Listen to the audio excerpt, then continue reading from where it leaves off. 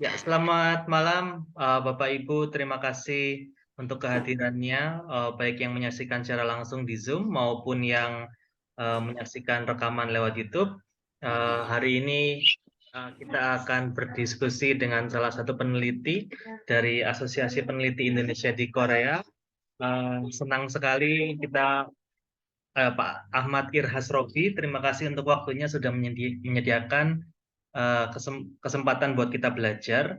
Jadi sebetulnya kemarin sudah bersedia sharing juga ya di sesi yang sebelumnya tentang pengalaman lulus S3 dipandu dengan Pak Hilmi kemarin, dan sekarang kita punya kesempatan untuk belajar lebih detail tentang topik riset beliau. Ya, langsung saja. Jadi ini adalah sesi pengenalan webinar pengurus, sekaligus kita mendiskusikan tentang topik-topik riset terkini saat terkini. Mudah-mudahan lewat kegiatan hari ini kita bisa mengenal narasumber, sekaligus membuka kesempatan untuk kolaborasi riset. Ya, pada hari ini langsung saja kita sambut Bapak Ahmad Irhas Robi. Beliau saat ini berafiliasi di Chemical Industry Research Institute, Korea National University of Transportation, dan beliau saat ini adalah staf Direktorat Digital dan Media di APIK. Kita akan mendengar paparan beliau selama kurang lebih 15-20 menit, lalu akan dibuka sesi tanya jawab untuk ya semua yang hadir. Terima kasih, waktu dan tempat dipersilakan. Oke, Assalamualaikum warahmatullahi wabarakatuh. Selamat malam kepada hadirin semua. Terima kasih sudah hadir ya di acara pengenalan ini. Sebelumnya saya izin memperkenalkan diri. Nama saya Ahmad Irhas Robi. Sekarang saya sebagai postdoc. Sekarang saya bekerja sebagai postdoctoral researcher di Chemical Industry Research Institute, Korea National University of Transportation di kota Chungju. Sebelumnya saya juga mengambil gelar master dan PhD dari kampus yang sama dengan lab yang sama, dan sebagai informasi lab saya itu bernama Functional Biomaterials Lab. Jadi fokusnya adalah research tentang functional biomaterials yang aplikasinya itu digunakan untuk biosensors dan juga sebagai materials untuk mendukung drug delivery system. Nah, fokus utama kita itu mengembangkan materials yang bernama carbon dots. Dan carbon dots ini kita modifikasi dan juga kita aplikasikan untuk saat ini bersamaan dengan stimuli responsif hydrogel. Nah, itu sekilas tentang riset dari lab kita. Nah, terus iya, betul Mas Tom. Jadi Research Institute-nya itu punya kampus, punya KNUT. Jadi ada di KNUT itu Chemical Industry Research Institute. Untuk materinya saya share screen ya.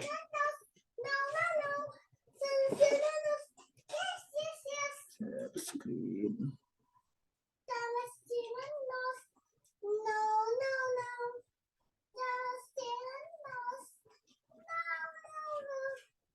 Sebentar.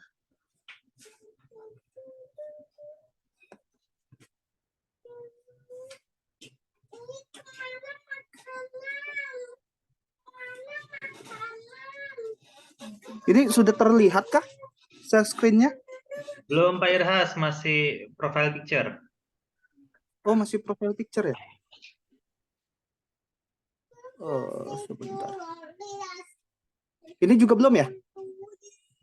Di saya belum. Oh, sebentar.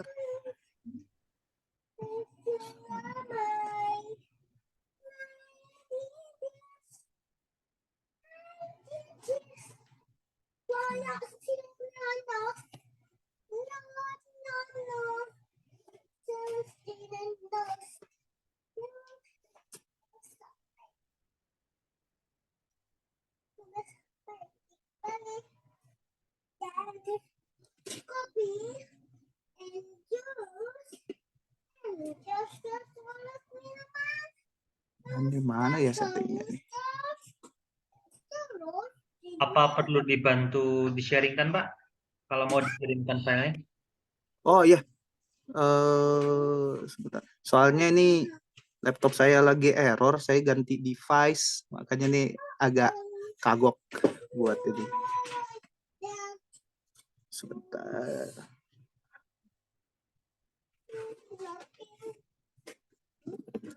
Saya kirim lewat Telegram ya. Boleh, boleh. Oke.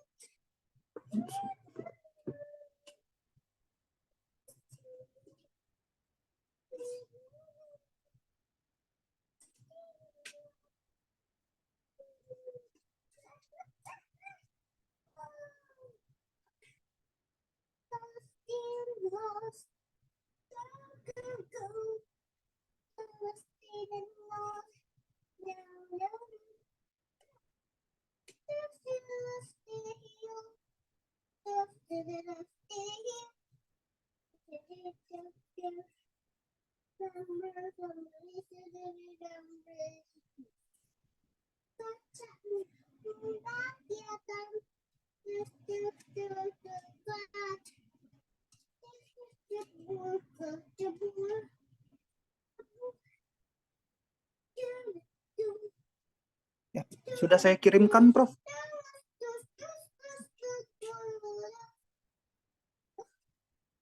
Iya, silakan. Ya, mohon maaf ini. Saya rada gaptek nih pakai gadget yang ini, yang saya pakai sekarang. Oke. Ya. Jadi untuk materi yang akan saya bawakan ini judulnya Application of Carbon Dots for Cancer and Bacteria Detection. Jadi bagaimana kita mengaplikasikan carbon dots ini untuk deteksi kanker dan bakteria. Boleh next? Oke, jadi sebagai introduction, kenapa sih cancer and bacteria ini sangat penting untuk deteksinya itu sangat penting karena memang cancer dan bacteria related disease ini dia penyebab kematian utama dari kematian global itu menurut WHO dari 2000 sampai 2019. Untuk itu early detection of cancer and bacteria ini sangat penting untuk dikembangkan karena dengan early detection kita dapat mencegah progression dari si cancer atau bacteria related disease ini, dan juga kita dapat menentukan metode terapeutik mana yang akan efektif untuk mengobati cancer dan bacteria related disease ini. Boleh next? Nah, lalu bagaimana sih prinsip dari deteksi si kanker dan bakteria ini? Biasanya suatu sensor itu didesain untuk merespons features dari si bakteria atau si cancer. Nah, kita harus tahu si cancer dan bakteria itu dia punya apa sih biomarker atau komponen apa saja yang spesifik yang hanya ada di sel kanker atau di bakteria. Nah, kalau di ini kita rangkum, itu di cancer sendiri punya alkaline phosphatase atau ALP, itu adalah suatu enzim yang dapat menghidrolisis senyawa-senyawaan fosfat. Terus juga dia memiliki level reactive oxygen species atau ROS yang lebih tinggi dibandingkan sel normal atau sel yang sehat. Kemudian dia juga mempunyai extracellular pH ekstraseluler yang lebih rendah dibandingkan sel yang sehat. Contohnya di jaringan tubuh kita, kalau misalnya selnya itu sehat, dia mempunyai pH 7,4.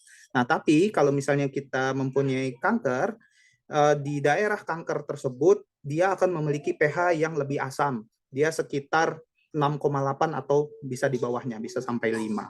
Kemudian juga dia mempunyai senyawa yang namanya glutathione atau GSH. Nah, ini sangat spesifik sekali, dia mempunyai konsentrasi yang sangat tinggi di cancer cells, dan si glutathione ini dia memiliki kemampuan untuk mereduksi senyawaan-senyawaan seperti disulfide atau senyawan-senyawan redox lain. Terus juga features yang spesifik itu di cancer cell, dia mempunyai reseptor CD44 reseptor yang tidak dimiliki oleh normal cells. Nah, terus di bakteria juga dia punya ALP, dia punya ROS, terus lebih spesifik lagi di bagian luarnya dari si bakteria itu dia mempunyai negative charge. Nah, kenapa dia mempunyai negative charge? Karena komponen-komponen penyusun dari si membran sel si bakteria itu mostly adalah senyawan-senyawan yang bermuatan negatif seperti liposaccharide atau teichoic acid yang dia memiliki muatan lebih negatif. Kemudian dia juga punya diol compounds, jadi banyak OH compound di sana, dan juga dia punya hydrophilic segment. Nah, berdasarkan stimuli-stimuli atau komponen-komponen yang ada di cancer dan bakteria ini, kita modifikasi material kita supaya dapat mentarget dari si komponen-komponen tersebut. Boleh di next slide-nya. Nah, kemudian salah satu contoh yang sudah dikembangkan untuk sensor-sensor kanker ataupun bakteria itu yang konvensional adalah colorimetric method. Jadi simpelnya adalah kita melihat perubahan warna dari si material kita setelah berinteraksi dengan cancer atau bakteria.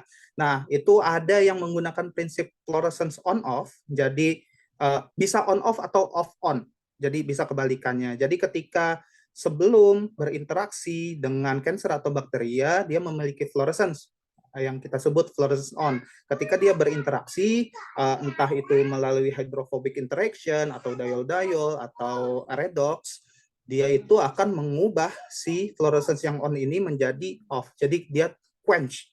Dia berkurang intensitas fluorescence-nya. Nah, bisa juga dari perubahan warna. Jadi kita menggunakan suatu senyawa yang memiliki warna tertentu yang ketika dia berinteraksi dengan cancer atau bakteria, dia akan berubah warnanya. Misal dari kuning ke orange atau dari kuning ke merah seperti itu. Tetapi mostly colorimetric sensors ini menggunakan fluorescence dye yang dikonjugasikan dengan polimer. Nah, kelemahannya ini biasanya adalah dia rawan photo bleaching atau dia dia tuh terdegradasi atau kemampuan fluorescence-nya itu lama-lama menurun ketika kontak dengan cahaya. Kemudian dia juga relatif low sensitivity. Nah, untuk itu beberapa metode juga dipropos untuk sebagai pengganti dari metode colorimetric method ini. Bisa next. Nah, kemudian ada juga menggunakan electrochemical method. Jadi biasanya kita menggunakan 2D structure atau coated surface, dan ada juga sekarang ini menggunakan hydrogel atau 3D structure seperti itu. Nah, jadi si material yang sensitif atau spesifik terhadap komponen-komponen di cancer cells atau di bakteria itu di coating atau di incorporated ke masing-masing coated surface atau ke 3D structure. Nah, mereka ini kelemahannya adalah kebanyakan si electrochemical sensors ini memang lebih sensitif dibandingkan si colorimetric sensors. Tapi sampai saat ini belum banyak yang mengembangkan electrochemical sensors yang punya selectivity terhadap cancer dan bakteria. Oleh karena itu, untuk mengimprove si electrochemical sensors ini, kita perlu mencari bagaimana sih supaya si electrochemical sensor ini lebih selektif terhadap cancer dan bakteria seperti itu. Karena mostly dia itu banyak yang melaporkan bahwa electrochemical sensor dapat dapat mendeteksi ROS, dapat mendeteksi glutathione level. Tapi kalau dalam in vitro tesnya kebanyakan mereka tidak mempunyai specificity seperti membedakan ini cancer cells, ini normal cells seperti itu. Nah, ini yang perlu kita improve. Selanjutnya, Prof. Oke, nah Yang kita kembangkan di Lab Functional Biomaterials, tempat saya bekerja sekarang, itu adalah penggunaan carbon dots sebagai material yang sensitif dan juga selektif terhadap bakteria dan kanker. Nah, carbon dot sendiri adalah salah satu kelas nanopartikel turunan dari karbon yang dia itu mempunyai size relatif kecil ya, nanometer size. Nah, dia itu mempunyai karakteristik, dia punya graphitic core, jadi di intinya itu dia seperti grafin, seperti ya graphitic core seperti itu, dia punya lattice, tapi di surface-nya dia itu mempunyai banyak komponen-komponen organik yang kebanyakan adalah COOH seperti itu. Nah, sebenarnya kalau misalnya teman-teman itu baca tentang carbon dots, ada yang bilang graphene quantum dots, ada yang bilang carbon nanodots, ada yang carbon dots aja, ada juga yang bilang polymer dots. Sebenarnya itu satu kesatuan. Nah, itu kenapa mereka berbeda-beda? Karena memang dari materialsnya aja mereka buatnya ini ya dari materials yang berbeda.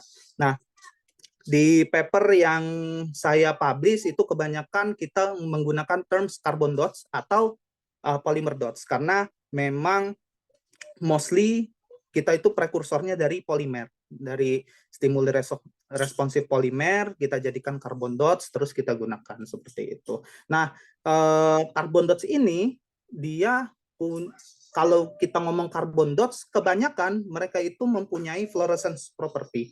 Jadi mempunyai fluorescence yang dia itu bergantung kepada size-nya. Size dari si nanopartikel ini akan menentukan warna fluorescence dari si carbon dots tersebut. Tapi karena si carbon dots ini juga punya banyak ini ya, punya banyak COOH atau punya banyak apa ya komponen organik di surface-nya itu juga bisa menentukan warna dari si fluorescence carbon dot tersebut. Seperti itu. Nah, di gambar kita bisa lihat kita tuh bisa bikin carbon dots itu dari molekul yang besar seperti grafin, nada dari carbon nanotubes, terus juga kita bisa bikin dari small molecules. Bahkan kita bisa menggunakan biomass seperti ada lab kita itu pernah bikin carbon dots dari mango, dari kunyit kita pernah, terus juga ada paper lain dari sampah daun-daunan kering seperti itu bisa dimanfaatkan sebagai prekursor untuk membuat polymer dot atau carbon dots seperti itu. Nah, untuk lebih jelasnya tentang proses pembuatan carbon dots itu ada di next slide. Nah, untuk pembuatan carbon dots itu seperti yang tadi saya sampaikan ada dari molekul besar, seperti dari karbonnya sendiri itu kita sebut top down approach. Nah, itu bisa didapatkan dari laser abrasion, electrochemical method dan up discharge. Jadi molekul besar ini kita potong kecil-kecil jadi molekul yang kecil seperti itu. Nah, ada juga yang kami lakukan di lab itu prosesnya adalah bottom up approach dari small molecule seperti citric acid atau urea atau juga dari polimer-polimer yang stimuli responsif itu kita jadikan carbon dot melalui proses ultrasonik atau hydrothermal dan juga microwave cryolysis.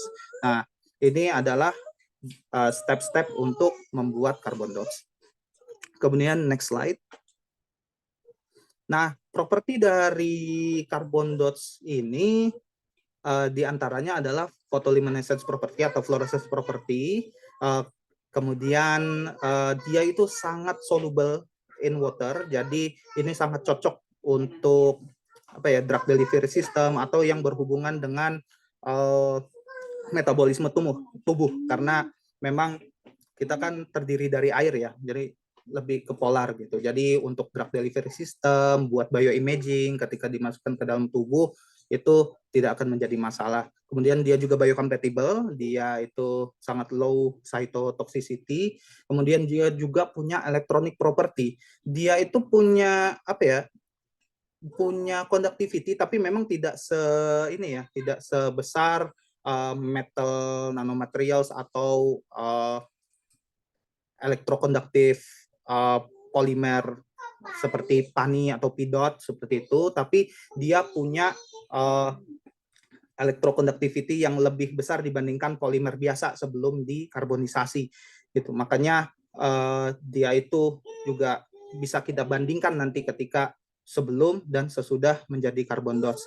Nah, dia itu mempunyai electronic property itu karena dia mempunyai sp2 bond setelah carbonization proses, dan itu yang membuat dia bisa lebih konduktif lah dibandingkan si polimer biasa seperti itu. Dan yang paling penting adalah si carbon dots ini sangat mudah untuk difungsionalisasi dengan berbagai functional groups. Contohnya adalah redox responsive disulfide atau diselenat. Nah, jadi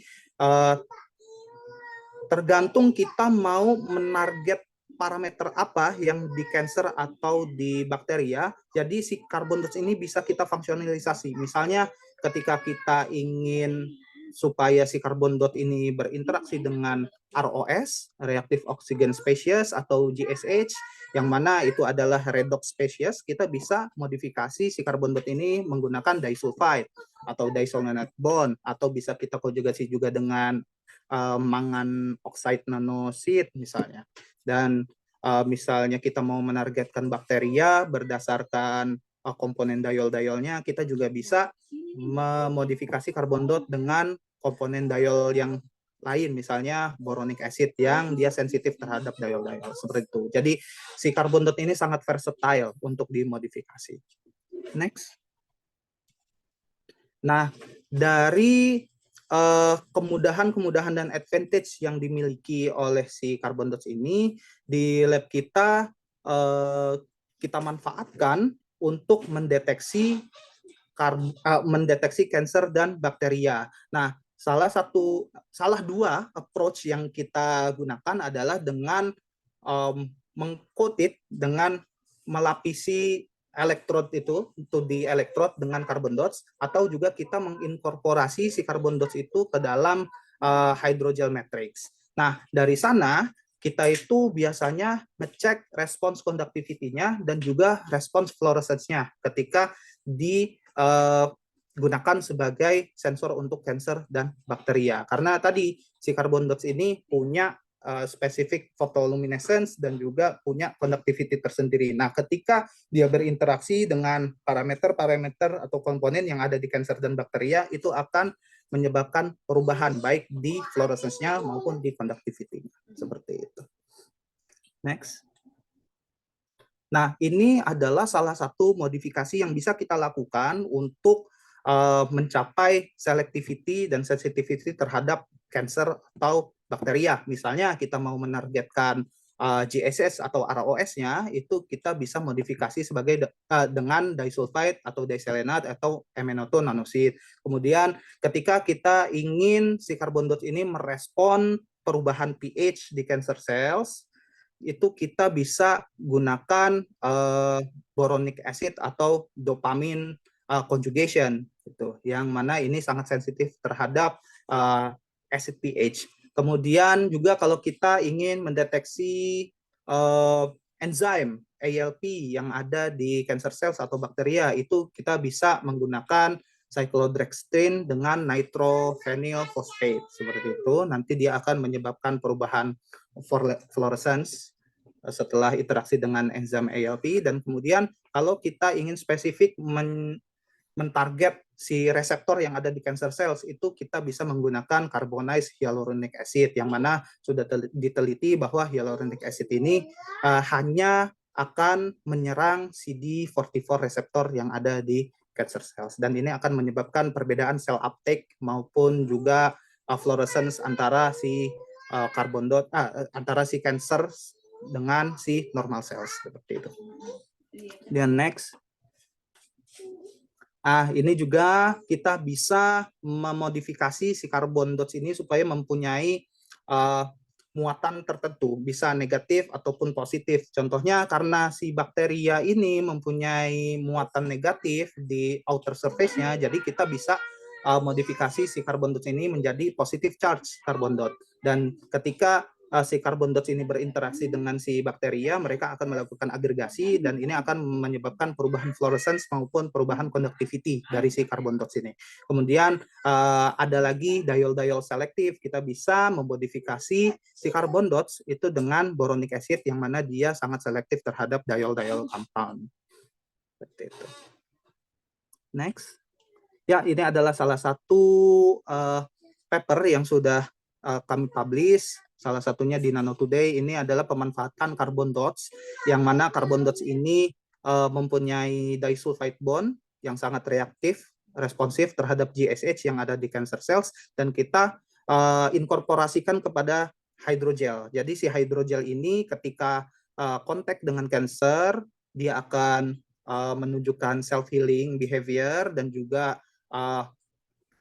lebih responsif terhadap pressure and strain, sedangkan ketika dikontakkan kepada normal cells, dia tidak akan terjadi self-healing dan juga respons dari pressure strain sensingnya itu akan lebih rendah dibandingkan cancer cells.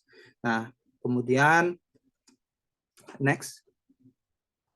Kemudian ini juga untuk bacteria sensing, kita ada publish di Chemical Engineering Journal. Ini konsepnya kita menggunakan cationic carbon dots, jadi memanfaatkan ionic interaction between si carbon dot dengan bakteria. Kemudian kita juga combine dengan tungsten oxide, yang mana si tungsten oxide ini mempunyai photothermal behavior ketika kita iradiasi dengan menggunakan near infrared seperti itu. Jadi kita mempunyai dua fungsi, baik fungsi deteksi maupun juga fungsi antibakteria seperti itu. Next. Ya, ini adalah kurikulum vitae saya, singkat saja. Jadi saya mendapatkan diploma 1 dari SMAKBO, Sekolah Menengah Analis Kimia Bogor pada tahun 2011, kemudian melanjutkan ke Universitas Indonesia jurusan kimia dan lulus pada tahun 2015, kemudian melanjutkan studi S2 di KNUT, jurusannya IT Convergence Engineering, dan saya mendapatkan PhD di Green Bioengineering dari kampus yang sama pada tahun 2022. Nah, sekarang saya lanjut lagi di lab yang sama sebagai postdoc, dan ini adalah beberapa publikasi saya, baru sedikit Pak, mohon maaf ini baru sedikit dan ya levelnya masih bawah lah, tapi saya mencoba untuk menaikkan level dan juga menambah kuantitas dari publikasi. Semoga inilah bisa seperti prof-prof sekalian ini yang udah banyak publish dan juga papernya bagus-bagus gitu. Terus next. Nah, ini adalah anggota dari Functional Biomaterial Lab. Jadi profesor saya namanya Profesor Sung Yong Park. Terus juga nih ada anggota juga sih postdoctoral researcher ini, sebenarnya ada orang Indonesia satu lagi namanya Benny Riplida. Beliau juga sama seangkatan sama saya, masuk S2, S3 bareng di lab yang sama, lulus barengan kayak gitu. Terus untuk PhD candidate sekarang ada 2 orang, master candidate 1 orang, dan undergraduate student ada 3 orang. Dan nanti semester depan insya Allah ada 1 orang Indonesia lagi datang untuk ngambil master sekaligus ngambil PhD seperti itu. Ya, mungkin itu saja paparan dari saya. Mohon maaf ini kalau misalnya kelamaan atau tidak jelas. Silakan bagi ada yang ingin bertanya, silakan tanyakan langsung. Terima kasih. Ya, terima kasih banyak Pak Dr. Ahmad Irhas. Menarik sekali sharingnya. Silakan Bapak Ibu, kalau ada yang ingin bertanya bisa langsung open mic. Ya, silakan Pak Alvan. Oke, terima kasih kesempatannya. Terima kasih sekali Mas Irhas sudah menambah wawasan saya juga terkait polimer. Tapi saya ada beberapa pertanyaan buat diskusi tentunya. Yang pertama, tadi sempat Mas Irhas mengatakan bahwa source dari polimer ini bisa bersumber dari tanaman dan juga pernah dicoba juga berasal dari kurkumin. Ini jadi sangat menarik. Kenapa? Karena di Indonesia itu ya memang basicnya kalau misalkan kita bisa mengoptimalkan dari tanaman, itu sangat luar biasa gitu. Pertanyaan saya adalah, seoptimal apa jika source-nya memang bisa diambil dari tanaman? Itu pertanyaan yang pertama. Terus, yang pertanyaan kedua, jika memang bisa dan sangat direkomendasikan source dari tanaman, kira-kira apakah ada spesifikasi tertentu? Kenapa saya bertanya seperti itu? Jangan sampai ketika kita memilih suatu tanaman, kita masih berebut antara kebutuhan primer dari lingkungan di Indonesia gitu. Ibaratnya tadi kurkumin gitu. Kurkumin itu bisa jadi kalau misalkan dia sangat bagus, tapi kita masih berebut di pasar, akan susah ketika itu jadi source yang kita utamakan gitu. Ya, terima kasih, itu pertanyaan buat Mas Iras. Terima kasih. Oke, terima kasih Mas Alvan. Pertanyaan yang bagus. Jadi yang pertama itu kan seoptimum apa ya? Jadi ketika lab kita itu dulu mencoba membuat karbon dioksida dari mango dan juga kurkumin, itu sebenarnya secara ini aja sih, secara apa ya?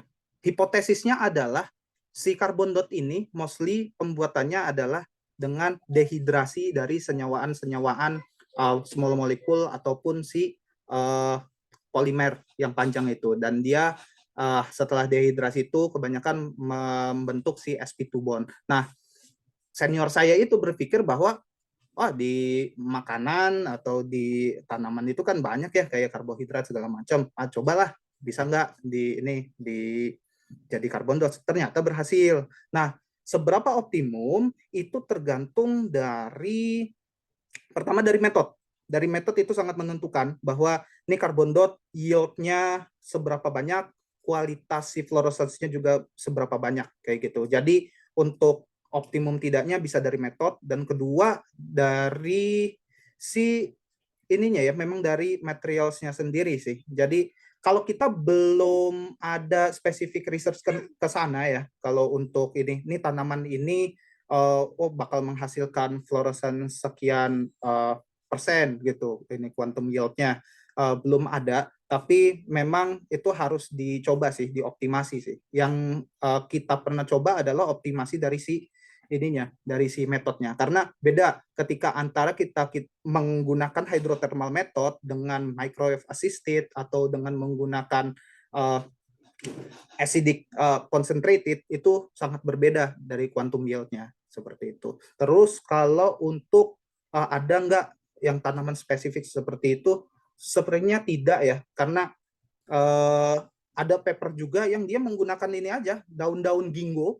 Kan kalau ini ya, kalau musim gugur tuh kan yang kuning-kuning itu kan gugur tuh. Nah, ada yang pernah coba dia ambil daun ginkgo terus dia hidrothermal, dia menghasilkan ini karbon dioksida. Jadi sebenarnya asalkan si material itu mengandung ini polimer rantai panjang kayak mengandung karbohidrat segala macam, itu bisa kita manfaatkan sebagai karbon dioksida. Cuma memang seberapa efisien bahan tersebut ya tergantung metodenya, tergantung bahannya juga. Sebenarnya itu dicoba aja sih. Cuma theoretically itu bisa. Gimana Mas Alvan? Ya, silakan Prof. Ilmi. Halo, Mas Irhas.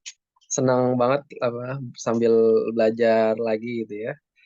Saya sebenarnya banyak pertanyaan, pengen tahu lebih jauh ya terkait dengan bentar ya. Saya mau nanya sama Om Irhas. Jadi yang pertama saya mau bertanya terkait dengan karbon dioksida itu sendiri ya. Kan kalau kita lihat secara komersial itu harganya cukup tinggi ya. Challenge-nya tuh apa sih yang bisa, mungkin ada strategi yang saat ini orang lagi banyak kerjain untuk mereduce cost-nya, entah dari prekursor, dari preparasi atau apa itu yang pertama. Kemudian yang kedua, kalau tadi kan di publikasinya tuh udah sempat ada device yang dibikin juga ya, maksudnya sampai ada sensor untuk detect, bisa kita cek dari smartphone gitu ya. Sebenarnya kalau aplikasinya itu apakah sifatnya in situ apa enggak sih? Maksudnya itu bisa di embed ke badan manusia atau emang sel kansernya itu harus dikeluarkan terlebih dahulu gitu ya. Itu yang kedua. Kemudian yang ketiga itu adalah bagaimana kalau untuk powder ya, powder quantum carbon dots ini stabilitasnya gimana sih? Apakah dia cukup stabil? Apakah dia misalnya kita mau pakai untuk bikin komposit gitu ya, misalnya kita punya powdernya, terus kita mau bikin komposit dengan material yang lain, apakah itu ada efek-efeknya bila terekspos dengan udara bebas, atau misalnya ada perlu penanganan khusus khawatir kalau terhirup bagaimana, apakah itu berbahaya bagi tubuh gitu ya. 3 dia. Kemudian yang keempat, satu lagi terkait yang redox response tadi, yaitu kan menggunakan beberapa material seperti sulfide dan juga ada transition metal di sana ya. Sebenarnya yang berperan aktif untuk redoxnya itu carbon dots-nya itu sendiri atau material-material yang disebutkan tadi di sulfide base material ataupun MnO2-nya gitu ya. Dan apakah fungsi dari carbon dots-nya ini hanya untuk meningkatkan misalnya electronic conductivity-nya atau apa gitu ya, tapi core untuk redoxnya itu ada di material yang lain. Mungkin itu pertanyaan dari saya. Terima kasih banyak. Mohon maaf nih banyak pertanyaannya. Seru banget soalnya. Makasih Prof. Hilmi atas pertanyaannya. Pertanyaannya bagus-bagus. Yang pertama itu kan challenge-nya ya.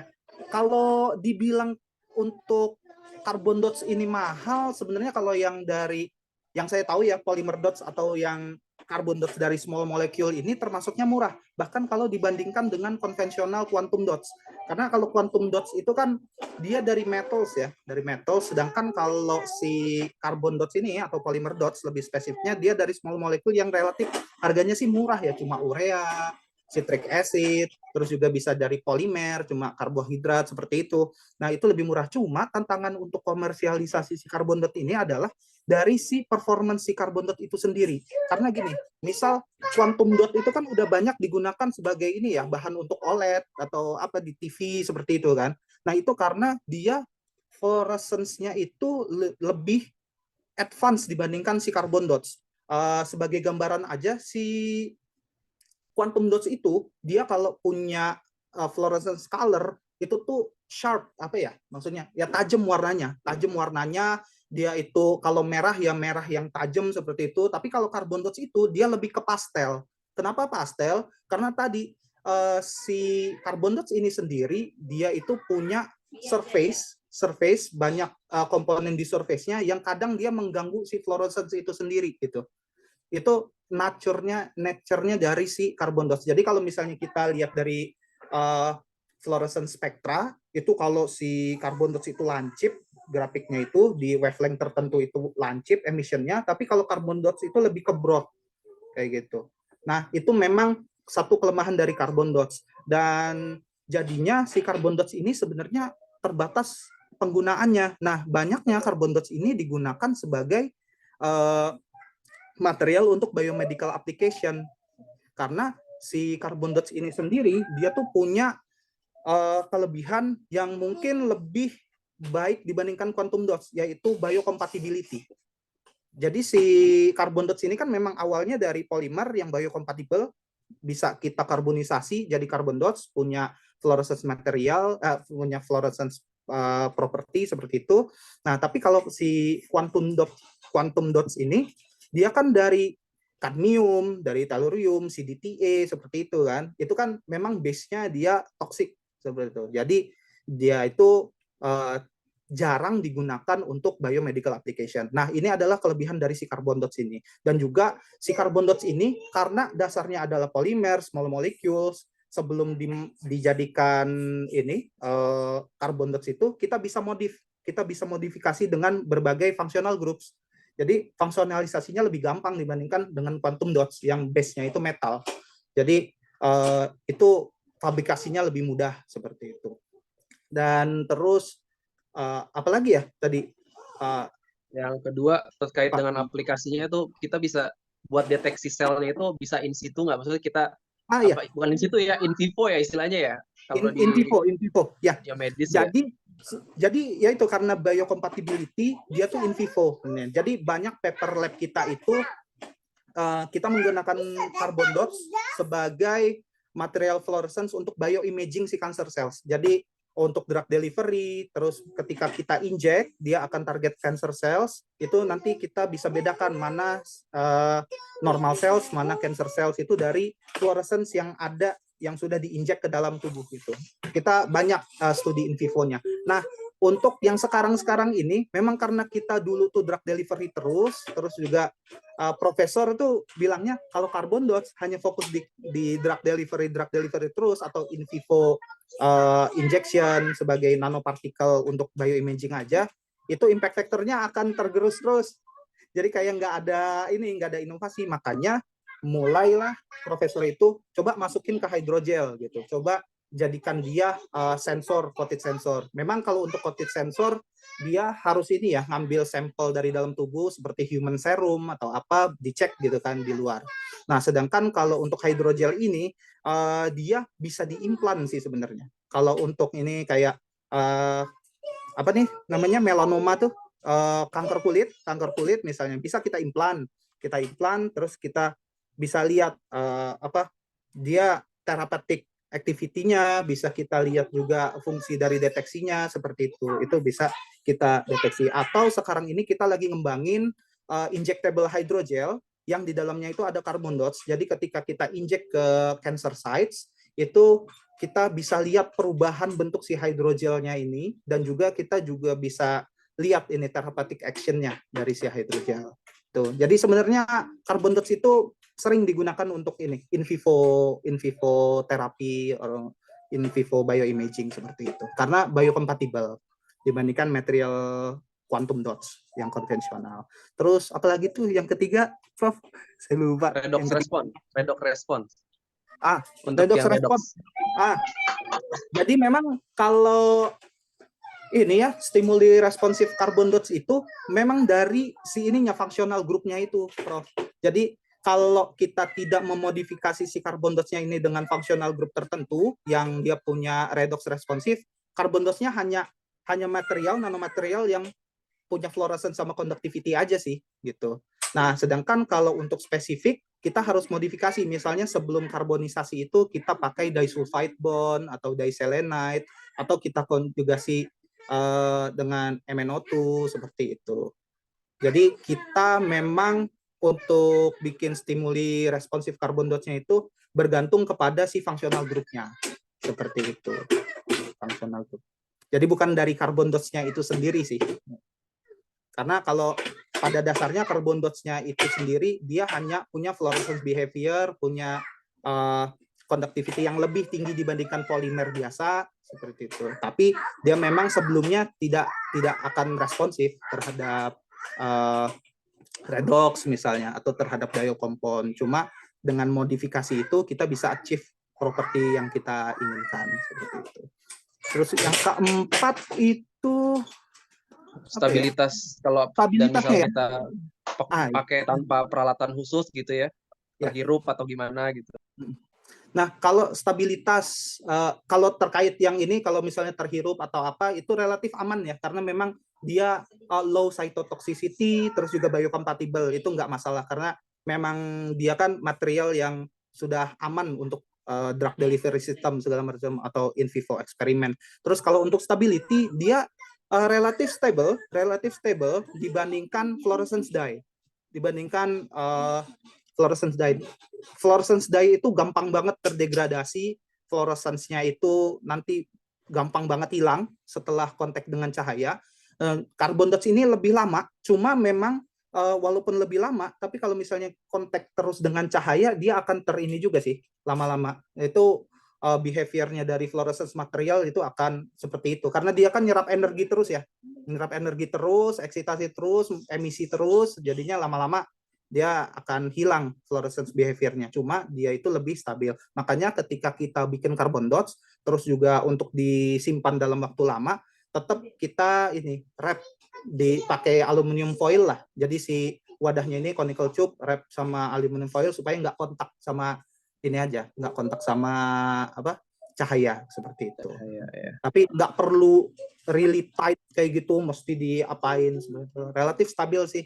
Saya juga kan beberapa ini penelitian itu kan pakai carbon dots yang lama. Jadi carbon dots-nya sama, cuma approach-nya nanti beda. Yang satu buat coated surface, yang satu buat hydrogel. Dan itu saya pakai carbon dots yang udah saya sintesis kayak 1 tahun yang lalu atau 2 tahun yang lalu kayak gitu. Itu nggak masalah sih. Seperti itu, Prof. Ada lagi, Prof? Oke. Wah, terima kasih banyak nih. Kita jadi belajar banyak. Ini juga udah mulai mungkin banyak rumah sakit yang pakai juga apa gimana ya? Kalau kita penelitiannya beberapa ini kita punya kerjasama sama rumah sakit. Contohnya yang di SNU Hospital kemarin kita kerjasama buat sensor FEGF, jadi kayak growth factor gitu untuk deteksi growth factor. Terus juga kita sama rumah sakit mana ya yang di Asan itu, Asan Medical Center apa gitu, yang dia buat deteksi pneumonia gitu, human sputum. Jadi ada human sputum dari pasien pneumonia, coba kita cek ini bakteria yang menyebabkan pneumonia itu ada apa enggak, terdeteksi apa enggak gitu. Kita punya ini ya. Siap. Mantap. Luar biasa. Terima kasih banyak nih Prof. Irhas sharing-sharingnya. Thank you, Ya. Coach Ivan. Sama-sama. Ya, silakan Pak Tomher. Ya, baik, terima kasih nih Mas Irhas ya atas penjelasannya. Banyak sekali istilah-istilah baru ya buat saya, karena memang topik risetnya jauh berbeda ya dengan saya. Meskipun sama-sama ini, saya juga lulusan IT Convergence Engineering ya waktu S2-nya, cuman ternyata memang sangat luas ya, berbeda gitu. Nah, pertama komennya yang terkait SNU Hospital tadi ya. Jadi saya pernah juga ngobrol dengan, saya lupa tapi siapa ya, kebetulan dia menjelaskan ke saya mengenai aplikasi ini ya di SNU Hospital itu tadi, terkait si carbon dots tadi ya, untuk dimasukkan nanti dia akan ketemu bagian yang mau diobati itu ya, yang mau di treatment gitu. Dia sih menjelaskan itu, dan kebetulan hari ini dijelaskan oleh Mas Irhas ya. Pertanyaan saya ini Mas, terkait aplikasi carbon dots ini di Indonesia. Yang pertama, apakah di Indonesia, bagaimana state of the art-nya ya kalau misalnya di Indonesia, kemudian perkembangannya bagaimana, di rumah sakit apakah sudah implemented atau tidak gitu ya, di rumah sakit di Indonesia ya terutama ya. Kemudian karena saya ingat terakhir ketemu dengan UI ya, dekan fakultas, kebetulan yang datang adalah dekan fakultas farmasi. Jadi ini kan terkait sekali gitu ya dengan topik yang dibahas ini. Jadi itu yang pertama, state of the art-nya di Indonesia bagaimana. Kemudian yang kedua, kalau misalnya kita mau, saya nggak kebayang ya sebenarnya tadi kalau dijelaskan dari segi biaya tadi ya, pertanyaan Pak Hilmi kan mengenai harga dan segala macam, tapi sebenarnya saya nggak kebayang ya harganya berapa gitu ya. Kalau kita mau proses hilirisasi atau komersialisasi, kira-kira kalau di Indonesia ini tantangannya seperti apa gitu. Visible kah gitu kan, atau kalau misalnya nggak visible, kira-kira butuh waktu berapa lama lagi hal ini bisa diimplementasikan di Indonesia secara komersial ya. Itu yang kalau misalnya kita mau komersial atau riset di Indonesia, tantangannya apa juga ya terkait bidang riset ini. Mungkin seperti itu Mas Irhas, karena topiknya baru ya buat saya, jadi saya belajar. Oh, satu lagi terakhir, saya penasaran nih, ini kan tadi disebutkan untuk imaging ya. Nah, itu sebenarnya setelah yang saya bayangkan kan kalau imaging itu misalnya MRI, misalnya masuk dalam biomedical imaging ya. Misalnya X-ray, MRI dan segala macam itu ya. Nah, itu dengan si quantum dot ini seperti apa hubungannya yang imaging yang dimaksud tadi ya? Kalau boleh sih minta tolong dijelaskan sedikit biar saya dapat gambaran lebih jauh. Terima kasih Mas Irhas. Oke, terima kasih Mas Tom atas pertanyaannya. Yang pertanyaan ketiga dulu ya. Jadi terkait aplikasinya itu, yang gambarannya carbon dots itu bioimagingnya seperti apa? Sebenarnya mirip kayak ini PET-CT atau MRI gitu. Jadi nanti citra si kansernya atau citra bagian tubuh yang di scan itu nanti kelihatan ya. kelihatan. Kalau di ini di penggunaan carbon dots itu, jadi si cancer site-nya itu ketika kita iradiasi, nah dia itu akan menghasilkan ini fluorescence di bagian cancer cells. Jadi ketika kita dapat ini fluorescence dari si carbon dots itu, si area cancer cells ini akan memiliki fluorescence. Jadi nanti akan berbeda dari si normal tissue gitu. Jadi sebenarnya sama aja sih.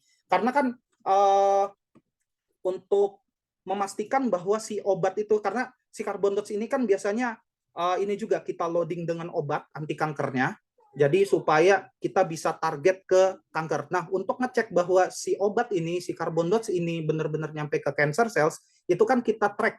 Nah, untuk trackingnya itu yaitu kita lihat fluorescence-nya seperti itu. Kalau misalnya dia itu fluorescence-nya itu ada di area cancer cells, artinya kita bisa pastikan bahwa oh ini udah terdelivery dengan baik. Tapi kalau misalnya dia tersebar nggak nyampe ke cancer cells, artinya kan ada sesuatu yang salah gitu. Nggak terapeutiknya kan nggak ini, fungsi terapeutiknya nggak efisien seperti itu. Nah itu sih gambarannya seperti itu, hampir sama. Terus juga untuk state of the art-nya, setahu saya sih di Indonesia kayaknya belum ada ya yang ini, yang fokus risetnya di carbon dots. Saya kurang tahu banyak sih perkembangannya di Indonesia, cuma kayaknya sih enggak ya. Yang saya tahu sih kalau quantum dots atau material-material lain seperti carbon nanotubes itu udah banyak ya kalau di Indonesia. Cuma carbon dots, apalagi penggunaan carbon dots di biomedical application kayaknya belum setahu saya ya.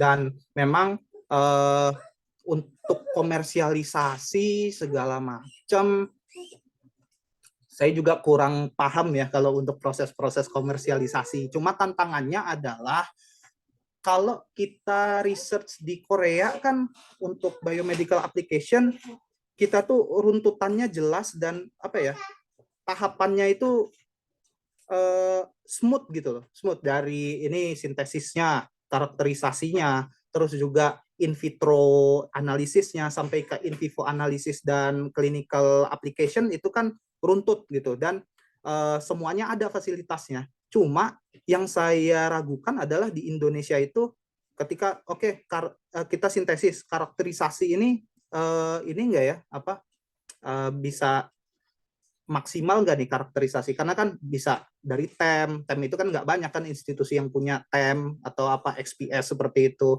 Terus juga kalau dari segi in vitronya, kalau di Korea kan supply ini cell lines itu kayak cancer cells itu kan banyak macamnya, itu gampang order datang gitu.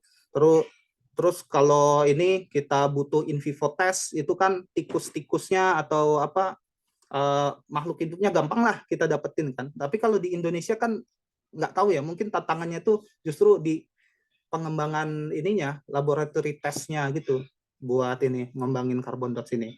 Nah, kalau di Indonesia saya ragu sih sebenarnya sekarang tuh gimana ininya prosesnya gitu. Dari awal research sampai komersialisasi itu tantangannya apa saya sebenarnya belum tahu ya. Tapi sepemahaman saya sih kayaknya memang lebih banyak tantangannya dibandingkan ngembangin di Korea ya, kayak gitu.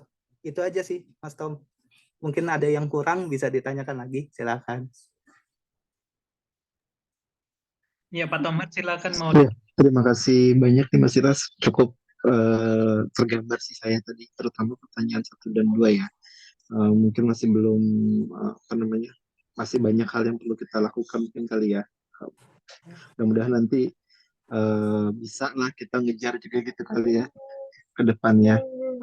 Seperti itu. Terima kasih Mas Iras atas penjelasannya. Semoga sukses terus ke depannya. Sama-sama, terima kasih. Ya, terima kasih. Dipersilakan satu penanya lagi kalau ada Bapak Ibu. Silakan. Pak Alvan boleh gantian ke Pak Arya dulu ya. Nanti lanjut terpisah ya dengan Pak Irhas. Silakan Pak Arya. Ya, terima kasih. Selamat malam Pak Ahmad Irhas. Penjelasannya sangat menarik sekali juga ya, karena berkaitan dengan ini apa namanya ya. Telinga saya cukup sensitif berkaitan dengan yang namanya disease atau bakteria ini. Tapi sebenarnya bidang apa ya, penelitian saya itu lebih fokus ke plant sebenarnya, tanaman ya. Yang ingin pengen saya tanyakan itu berkaitan dengan tadi ada bakteri, itu mekanismenya gimana ya untuk dari apa produk yang dipakai itu untuk recognition terhadap bakterinya? Karena kan yang mungkin yang namanya human pathogenik itu kan bermacam-macam. Itu apakah ada spesifikasinya kah untuk sebagai contoh anggap aja Shigella ataupun banyaklah bakteri-bakteri ya dari manusianya. Itu apakah punya spesifikasi tertentu untuk bakterianya atau gimana? Terima kasih pertanyaannya, Pak Arya. Pertanyaan yang bagus sekali. Jadi untuk mekanismenya, seperti tadi yang saya sampaikan di slide, itu kita memodifikasi si carbon dots-nya itu dengan functional group yang spesifik mentarget parameter-parameter yang ada di bakteria. Contohnya dari enzimnya, si alkaline phosphatase, atau keberadaan ROS yang di bakteria, atau kita bikin si carbon dots itu jadi cationic surface karena dia akan menyerang negatively surface charge di bakteri seperti itu, atau kita menyerang si diol-diol. Nah, dari yang parameter-parameter itu memang beberapa parameter itu generally target bakteria. Jadi nggak bisa mendiskriminasi ini tipe bakteria apa, ini tipe bakteria apa, karena features atau si karakteristik dari si bakteria itu sama, hampir sama semua untuk untuk semua jenis bakteria. Nah, tapi kita juga bisa memodifikasi si carbon dots ini dengan contohnya nih yang sedang saya kerjakan itu dengan antibiotik atau sejenis antibiotik yang dia spesifik untuk menyerang, yang satu ini spesifik untuk gram positif bakteria, yang satu untuk gram negatif bakteria. Dan ini udah sempat dipublish di Sensors Actuators B tahun ini apa tahun lalu ya, lupa. Pokoknya itu, jadi kita bisa diskriminasi nih, minimal, oh yang ini hanya mendeteksi si gram positif, yang ini hanya mendeteksi gram negatif. Nah, yang sekarang sedang dilakukan lagi oleh saya dan teman-teman di lab, itu menggunakan DNA yang spesifik yang berada di beberapa tipe bakteria, yang kalau si DNA ini kita target sama carbon dots, itu jadi si carbon dot sensor ini hanya menyerang si bakteria tersebut gitu. Misal E. coli, S. aureus, P. aeruginosa gitu. Kalau kita modifikasi si carbon dot-nya ini dengan DNA-nya si S. aureus, itu dia akan mendeteksi si S. aureus saja. Jadi si P. aeruginosa, E. coli ini tidak akan mengganggu pengukuran si sensor ini, kayak gitu. Nah, ini sedang kita kembangkan. Jadi kalau dibilang untuk bisa spesifik bisa sih, cuma tinggal kita modifikasi aja sih carbon dose-nya itu. Yang sekarang ini kita sedang melakukan hal itu. Jadi per bakteria ini spesifik kita bisa target, terutama si antibiotik resistant bakteria, karena isu yang paling hot sekarang kan gimana caranya kita deteksi si antibiotik resistance bakteria, terus juga kita bisa tahu penanganannya seperti apa, seperti itu. Ya, terima kasih Pak Ahmad Irhas. Mungkin nanti kemudian hari atau kalau ada waktu senggang saya juga bisa mau tanya-tanya juga ini. Cukup menarik juga sebenarnya, saya juga kebetulan bekerja di bidang plant disease ya. Jadi gimana menemukan recognition yang tepat untuk mengidentifikasi suatu bakteri terhadap tanaman itu yang ingin saya kembangkan juga teman-teman di lab. Terima kasih Pak Irhas. Sama-sama Pak Arya. Ya, terima kasih Pak Arya.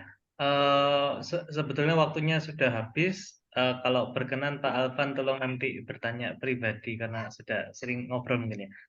Terima kasih. Ini gimana Pak Irhas saja, ini ada satu pertanyaan di chat dari Ibu mungkin ya, Irli Zahwa. Mau dijawab atau mungkin singkat saja Pak Irhas ya kalau boleh, karena beliau belum sempat nanya tadi. Jadi terima kasih sharingnya, Bapak lulus S2 dan S3 di lab yang beda. Apa ada alasan khusus lalu tantangan studi di S3 di lab yang berbeda seperti apa? Silakan Pak, singkat aja. Oke, jadi sebenarnya labnya sama, cuma jurusannya beda. Gitu. Jadi S2, S3, nama departemennya S2 itu IT Convergence Engineering. Gitu. Yang S3 itu Green Bioengineering. Nah, kenapa nama departemennya beda? Karena ya itu terkait beasiswanya sebenarnya. Yang menyediakan beasiswanya ya departemen tersebut gitu. Tapi profesornya sama, terafiliasi di dua departemen itu. Jadi labnya sama, profnya sama, bidang penelitiannya sama, cuma nama departemennya aja sih yang beda kayak gitu. Jadi ya lanjut gitu istilahnya lanjut. Terus apa tadi yang ini ya? PhD di departemen berbeda ya? Ya, tadi dikira karena labnya beda, jadi tantangannya Oh. untuk lab apa gitu ya? Oh ya, nggak ada tantangan sih karena kan labnya sama. Tantangannya adalah tahan dengerin omelannya profesor selama 5 tahun. Itu aja sih tantangannya. Kalau di lab yang sama ya, gitu. Ya, paling ini aja sih. Kalau lab yang berbeda, pastinya kultur labnya berbeda, gitu. Cara approach si profesornya berbeda. Kayak lab saya dengan lab sebelah itu sama-sama tentang ini biomaterials buat drug delivery segala macam, tapi cara approach day to day terus cara lab meetingnya itu kan sangat berbeda. Artinya ya harus siap gitu. Kita adjust lagi. Yang kita tadinya di master kayak gini, lab meeting 2 minggu sekali, ternyata di lab lain tiap hari harus ada diskusi kayak gitu kan, itu sangat berbeda gitu. Jadi itu paling tantangannya. Itu aja. Ya. Oh, bidangnya sama, tetap bidangnya sama, carbon dots juga dari S2, S3 ininya sama. Cuma namanya aja mungkin karena S2-nya IT Convergence Engineering ya. Jadi sebenarnya itu adalah departemen yang dibawahin sama BK21, itu kan beasiswa dari pemerintah ya, BK21 plus ya kan. Nah, sebenarnya orang-orang yang masuk ke departemen IT Convergence Engineering ini dari banyak jurusan. Ada dari electrical engineering, ada dari IT, ada dari chemical biological gitu. Nah, memang ada kelas-kelas yang terkait IT convergence itu gitu. Ada tentang transportasi, ada tentang IT-nya, big data segala macam. Tapi core kita tuh beda-beda tergantung afiliasi lab kita sebenarnya. Itu aja. Terima kasih Bu untuk pertanyaannya. Nanti kalau ada pertanyaan lebih lanjut silakan Bapak Ibu menghubungi Bapak Ahmad Tirhas langsung. Ya, sebelum kita menutup dan mengakhiri kegiatan hari ini, mengajak Bapak Ibu yang bersedia untuk menyalakan kamera, mari kita foto bersama.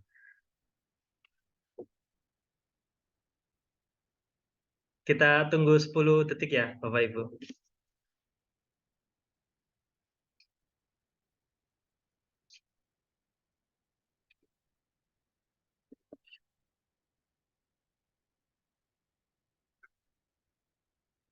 Oke, saya ambil satu,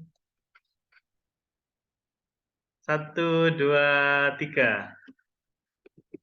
Pak Arya kalau mau gaya. 1, 2, 3. Oke, terima kasih. Ya, sebelum nanti habis ini kita bisa diskusi santai, tapi mohon izin menutup dulu. Jadi Bapak Ahmad Tirhas, terima kasih banyak sharingnya. Saya juga termasuk yang belajar banyak, penjelasannya detail sekali dan kita percaya semua apa yang kita diskusikan hari ini akan membawa manfaat. Nanti juga akan di-share ke rekan-rekan lewat YouTube, mohon disebarluaskan juga. Dan kalau saya pribadi menunggu-nunggu Pak Irhas untuk dilanjutkan versi 2-nya. Rasanya diskusinya narasumbernya bisa dikeroyok sama yang tanya tadi ya. Saya seru sekali. Nanti silakan kalau memang mau dijadwalkan supaya kita bahas sama-sama. Ya, sekali lagi terima kasih Pak Irhas, rekan-rekan semua yang sudah hadir.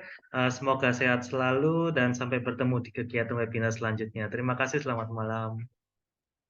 Terima kasih, selamat malam. Terima kasih Pak Irhas, Pak Ivan, Pak Alvan, Terima Mas kasih. Arya.